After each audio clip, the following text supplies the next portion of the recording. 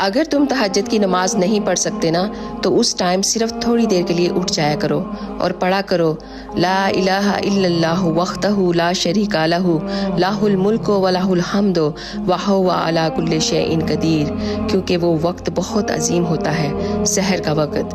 اور ایک بات بتاؤں، خدا نہ کسی چیز کو بھی نہیں چھوڑتا، یہ بات ہمیشہ یاد رکھنا۔ خدا کے ہاں جو گیو اینڈ ٹیک کا معاملہ ہے نا وہ بہت فاسٹ ہے۔ آپ تہجد پڑھنا شروع کرو، پھر دیکھو آپ کی زندگی کیسے بدلتی ہے۔ ایک روایت میں آتا ہے کہ اگر آپ دنیا چاہتے ہو تو تہجد پڑھا کرو، دین چاہتے ہو تو تہجد پڑھا کرو، آخرت چاہتے ہو تو تہجد پڑھا کرو۔ حدیث قدسی ہے، پروردگار عالم فرماتا ہے کہ اے ملائکہ، جب میرا بندہ رات کی نیند کی حالت میں میرے لیے کھڑا ہوتا ہے اور اس کی ٹھوری اس کے سینے سے ٹکراتی ہے، گواہ رہنا میں نے اسے وہ سب دے دیا جو وہ چاہتا ہے۔ سبحان اللہ۔ اللہ تعالی ہم سب کو تہجد کی نماز پڑھنے کی توفیق عطا فرمائے۔